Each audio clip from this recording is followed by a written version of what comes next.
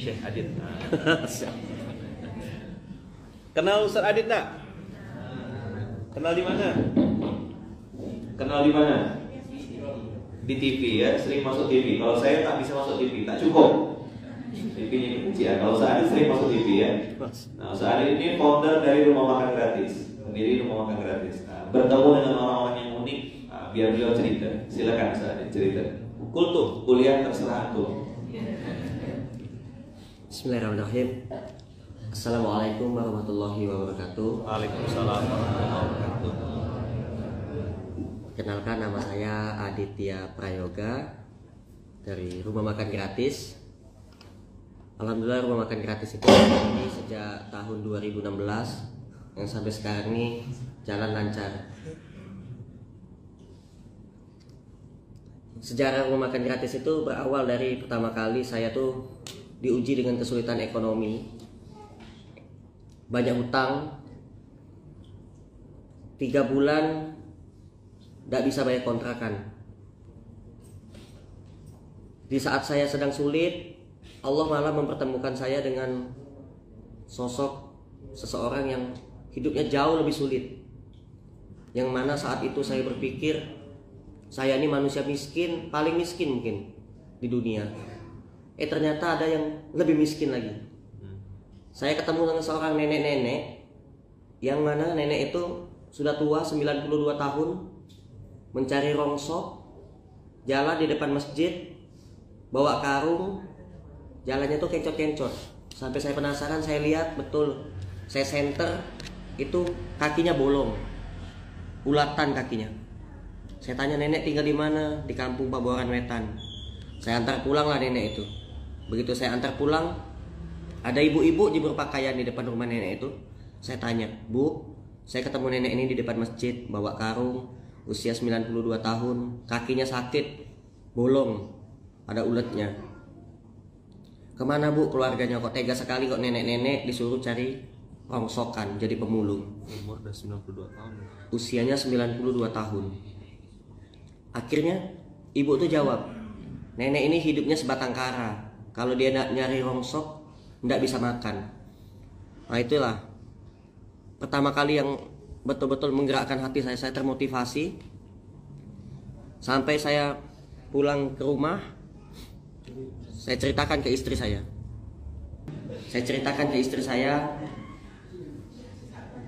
Istri saya penasaran, pingin ketemu sama nenek itu. Saya ajaklah istri saya ketemu nenek. Begitu ketemu nenek, istri saya nangis lihat kondisi nenek dan melihat kondisi rumahnya si nenek. Di rumahnya nenek itu banyak kotoran ayam, kotoran bebek, kotoran kucing. Setelah kami lihat, ternyata mata nenek itu tuh rabun. Matanya rabun, sudah tua. Akhirnya istri saya nangis.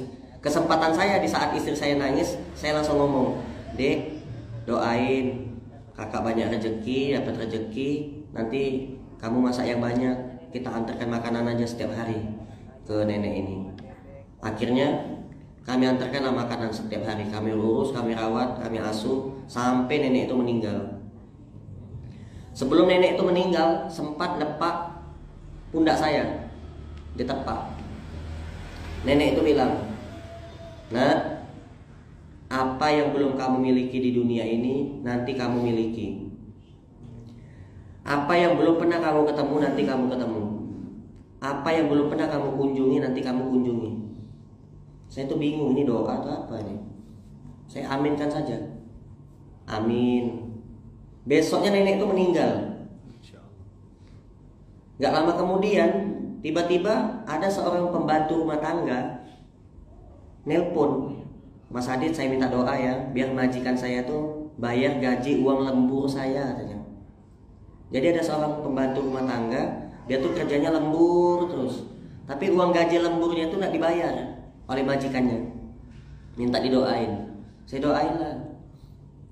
Sebulan kemudian dia nelpon lagi, Mas Adit sudah pernah umroh? Belum. Umroh ya, saya kirimin uang. Saya pikir main-main ibu ini. Ternyata benar dikirimin uang 35 juta. Berangkat umroh saya. Umroh tadi sangka-sangka. Dan yang berangkatkan pembantu. Dan yang memberangkatkan saya itu bukan artis, bukan pejabat, bukan presiden, bukan orang kaya, pembantu rumah tangga. Akhirnya saya berangkatlah umroh. Setelah saya berangkat umroh, nyampe saya di Madinah, sampai saya ke Mekah. Seumur hidup saya baru pertama kali itu kening saya ini sujud di depan Ka'bah. Saya berdoa, ya Allah, saya pengen punya anak ya Allah. Saya pengen ya Allah. Nanti kalau istri saya hamil, saya bayangin betul itu doa itu. Nanti kalau istri saya hamil, saya kepengen bawa istri saya ke dokter, ke rumah sakit. Nggak naik becak, nggak naik ojek, nggak jalan kaki, naik mobil sendiri ya Allah. Itu doa saya. Saya juga kepengen punya rumah yang besar. Nanti di rumah itu ada anak yatim, menghafal Quran, baca Quran setiap hari, bisa sholat berjamaah. Ternyata alhamdulillah semua doa saya itu pun terkabul. Pertama, tempat yang belum pernah saya kunjungi, Mekah dan Madinah. Alhamdulillah. Yang kedua, presiden datang ketemu saya, datang ke tempat saya. Bukan saya yang datang ke presiden, bukan, tapi presiden yang datang ke tempat saya. Terus ada ustadz terkenal, Ustadz Abdul Somad LCMA yang suka di TV, datang ke rumah saya. Artis terkenal, Baim Wong, datang ke rumah saya. Masya Allah, saya bilang, ini doanya nenek betul-betul terkabul. Dan saya belum punya mobil, belum punya rumah, Allah kasih. Sekarang mobil tuh sudah 3. Saya juga bingung, ini mobil kok dapat dari mana. Tiba-tiba ada aja. Ada orang sakit, sudah stadium 4, sakit kanker, cuman minta didoain. Saya cuma baca Al-Fatihah, tidak sembuh. Tidak lagi dia makan obat dokter. Apa kata ibu itu, Mas Adit, saya sekarang ini tidak lagi makan obat dokter. Alhamdulillah. Ini ada hadiah buat Mas Adit. Bu, jangan bu. Kenapa? Banyak sekali nih. Bingung saya, buat apa ini uang? Ya Mas Adit udah punya mobil? Belum. Beli mobil katanya. Masya Allah. Dikasih mobil. Dan ada yang lebih hebat lagi, yang tidak masuk akal saya, tidak masuk akal orang juga, tidak masuk akal. Jadi saya tuh sakit Pak. Saya sakit, saya tuh kerja bangunan. Saya kerja bangunan, lagi ngangkat semen, kepleset, jatuh, semennya nimpa perut saya, akhirnya turun drop. Usus saya ini turun ke bawah, tidak bisa jalan. Dibawalah ke rumah sakit. Apa kata dokter? Kamu mandul.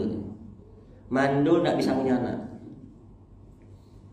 Setelah saya rasakan, 3 bulan saya ngerasakan tidak hidup-hidup. Oh ini ternyata mandul ya nih. Punya saya nggak hidup, nggak bisa bulan madu saya sama istri saya. Jadi saya betul-betul menikah tidak merasakan bulan madu. Saya berdoa terus sama Allah, sambil ikhtiar, di akupuntur, makan obat-obatan herbal. Alhamdulillah sembuh. Sembuhnya itu karena mimpi. Jadi saya tuh mimpi, tidur saya. Di dalam mimpi saya tuh, loh kok nggak ada apa-apa gitu. Cuman pasir aja, sepanjang depan pasir, belakang, kanan kiri saya lihat pasir semua. Akhirnya saya ketakutan, saya lari. Sekencang mungkin saya lari, sampai saya terjatuh. Begitu saya terjatuh, saya sadar dari mimpi. Saya bangun, ternyata saya mimpi jatuh beneran dari kasur. Setelah saya jatuh dari kasur, terasa sakit di perut saya ke kamar mandi. Begitu saya belum nge waktu itu, saya buang air kecil, saya nggak hidup, saya bilang. Langsung saya tanya, Dek hidup Dek, bilang gitu. 3 bulan nggak hidup, langsung saya teriak, Dek hidup gitu. Akhirnya istri saya, apanya yang hidup? Ini hidup. Belum sadar juga kan. Ya, akhirnya begitu, hah hidup? Langsung dibawa mandi gitu. Enggak, langsung ke hotel. Langsung pakai baju, langsung ke hotel. Nggak jadi mandi di kamar mandi, langsung cari hotel. Langsung istri saya, ayo kita ke hotel. Ke hotel, iya, ke hotel aja, ke hotel. Udah, ke hotel akhirnya. Cari-cari hotel. Bawa duit 350.000 waktu itu ke hotel. Masuk ke hotel bagus, Sudah lama-lama ngantri, begitu tanya berapa harganya, 650, nah kurang duitnya. Akhirnya cari hotel lagi sampai dapat waktu itu hotel Lotte. Nah, dapat hotel, alhamdulillah dapat hotel 200.000. Tapi ada kecoa, ada ini, ada apa nanti buat madu ini sebenarnya. Ya, akhirnya saya bulan madu. Ya alhamdulillah sekarang anak saya 3. Jadi waktu itu jam 5 sore di rumah makan gratis itu makanan sudah habis jam 5 sore. Ada nenek-nenek pemulung bawa karung datang ke rumah makan gratis. Jam 5 sore nenek-nenek datang ke rumah makan gratis. Saya lihat makanan sudah habis semua. Dia minta makan, akhirnya di kantong saya duit 30.000. Saya belikanlah di warteg. Saya beli makanan. Saya minta, itu nasi ayam berapa bang? 15.000. Ditambah perkedel, masih ada sisanya, masih ada. Ditambah lagi telur bulat, ditambah lagi ati ampela. Saya pikir, nah ini pasti nggak habis nih nenek ini. Banyak lauknya nih. Begitu sudah dibungkus, saya kasih ke nenek ini. Begitu saya lihatin makan, nah, habis ternyata. Oh nenek lapar juga. Masya Allah. Saya tanya, nek tadi siang makan ya? Enggak. Pagi? Enggak juga. Loh kenapa nggak makan? Saya aja nunggu lapar, mau pengen datang ke sini. Oh Masya Allah. Sudah makan, nggak pulang-pulang. Kenapa dia nggak pulang-pulang? Udah mau maghrib, nggak pulang-pulang. Akhirnya saya bilang ke istri saya, Dek, kamu masih ada uang nggak? Tadi Abi kasih 100.000 beli mainan Daud, belanja sisa 20.000. Ya udah sini pinjam dulu 20.000. Ku kasihkan lah ke nenek. Nek, ini buat nenek nek. Udah dikasih makan, dikasih duit, nggak pulang-pulang juga. Nah nenek ini nggak pulang-pulang, saya bilang. Saya takut kalau saya suruh pulang nanti seakan-akan saya katanya ngusir dia tersinggung. Akhirnya ada Bu Nayaka, tolong Bu cari lagi Bu di dapur Bu, barangkali ada beras, apa sembako, apa telur. Nggak ada lagi Pak Adit, cari dulu yuk, sama saya nyari. Nah di atas lemari itu ada mie Indomie sebanyak 10 bungkus. Saya bungkuskan, saya kasih ke nenek ini. Begitu saya kasih Indomie 10 bungkus, Indomie itu langsung ditaruh di lantai. Saya pikir langsung dibawa pulang apa pergi, enggak. Langsung ditaruh di lantai. Setelah ditaruh di lantai, tangannya diangkat tinggi-tinggi kayak gini. Kayak kalau biasa kan kalau doa begini kan. Kalau nenek itu begini, nih. Terus nenek itu ngomong, "Ya Allah, tambahkanlah mie ini lebih banyak lagi." Saya amin kan ya, amin. Saya pulang ya nak. Iya nek, oh nunggu mie bawa pulang. Masya Allah. Nah, akhirnya pulang. Jam 8 pagi tiba-tiba ada Instagram masuk, WA masuk.